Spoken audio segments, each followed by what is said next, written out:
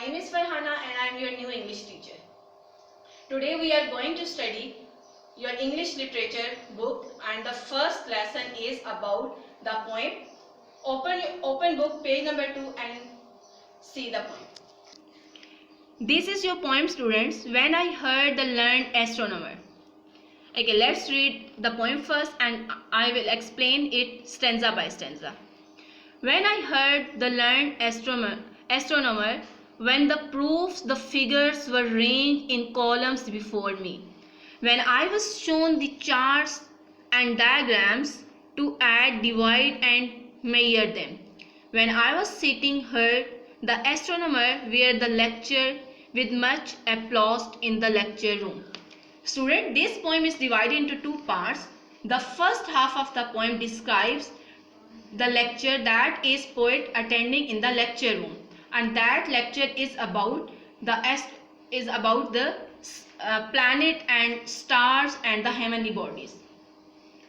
The astronomer showed different charts and diagrams related to the topic. The audience was appreciating him and his vast knowledge. Again, now come to the next stanza.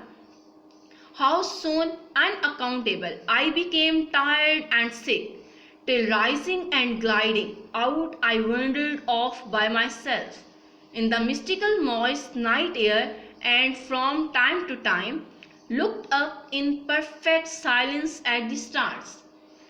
In this stanza, the poet is expressing his feeling that he is getting bored and sick due to continuously listening. So he left the lecture room and observed the sky and star by himself.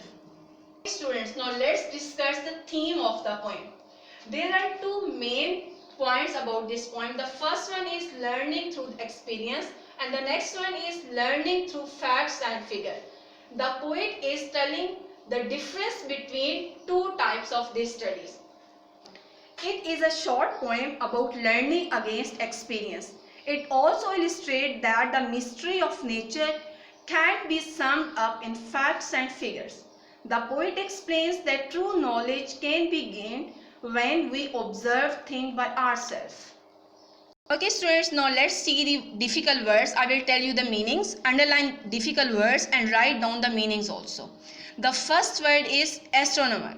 It means a scientist who studies stars, moons and planets. Your next word is proofs. Proofs mean evidence.